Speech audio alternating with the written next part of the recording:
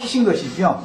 우리 형제 자매님들은 하나님이 예수 그리스도의 구속, 값을 주고 핏값을 주고 사신 바 되어졌기 때문에 우리 형제 자매님들은 모두 이제 그리스도의 것이 되었다. 이런 차이가 있습니다. 구약 백성들은 값을 지불한 것이 아니라 값을 지불을 하겠다라고 하는 약속을 주었죠. 메시아를 보낼 것이다 라는 약속을 줬어요.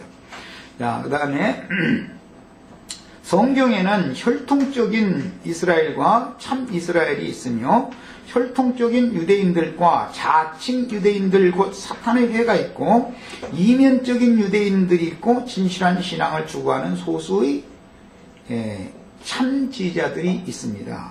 그러므로 구약 성경에서 북왕국 10지파와 남왕국 2지파에 대한 온 인류를 향한 하나님의 뜻을 분별하기 위해서는 크게 불신자들인 세상 나라 사람들과 신자들인 하나님의 나라 사람들을 대비해야 되고, 그 다음에 하나님 나라를 이루고 있을지라도 변질된 교회인 많은 물 위에 앉은 큰 음녀와 그 큰 음녀에게서 도망하여 나와서 성령과 신부가 오라 한 그곳으로 가서 거기에서 물을 깃는 여인들로 상징되어진 해를 입은 여자, 이것은 정결한 처녀다 이렇게 표현했습니다.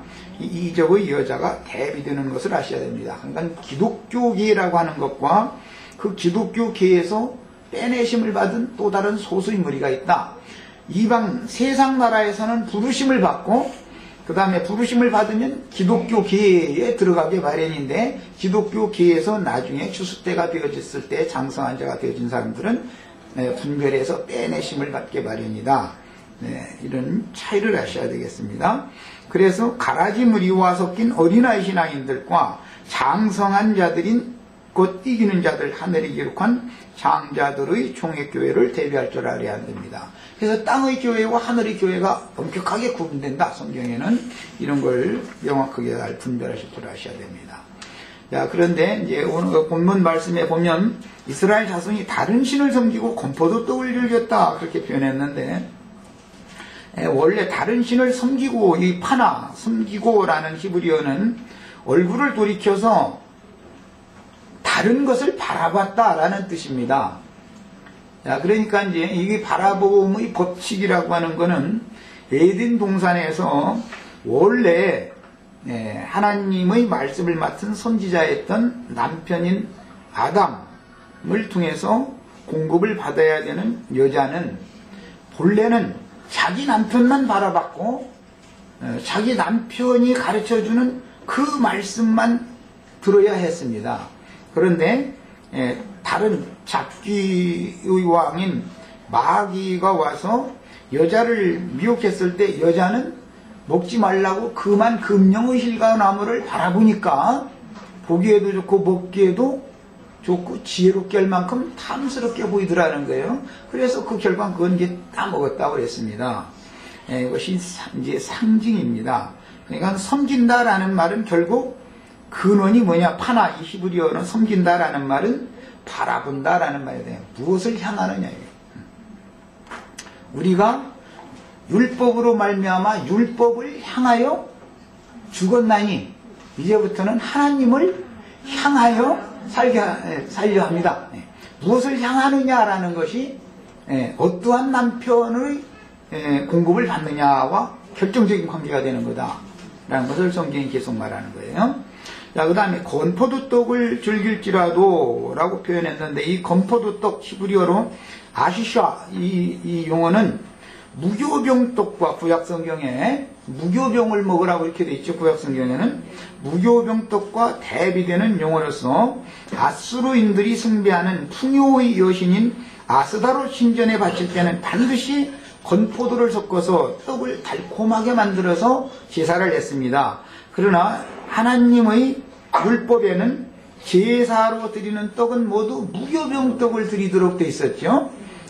그러니까 이 건포도떡이라는 말은 풍요의 여신 아스다롯에게 바치는 달콤한 떡을 상징, 표상으로 하는 말로서 이는 우상의 신전에 모여서 오늘 이 우상의 신전이라는 것은 생수의 기품의 생수가 흘러나오는 것이 아니라 건수가 흘러가는 유브라데 강물로 상징되어졌는데, 더러운 물, 혼탁한 물이 거기서 흐르고 있는데, 오늘 또 대회로 모여서 지금 다 그 물 깃는 여인들이, 신자들이 다 그 대회로 모여서 지금 물 길러 다 모였잖아요. 그런데 어디에 가서 어떤 물을 기를 거냐 이 말이에요.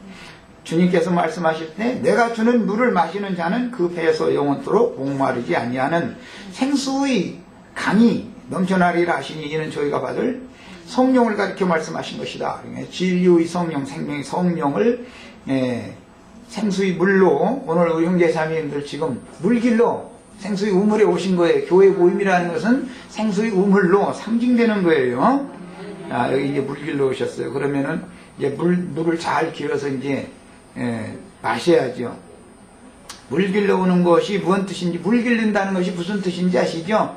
부부가 생명연합을 맺는 것을 상징하는 표현, 원어는 그게 부부가 생명연합을 맺는 것을 의미하는 거예요. 물 깃는다 이렇게 성경에서는 표현해요. 또는 다른 면에서는 생명나무 실과를 따먹는다 이렇게 표현을 해요.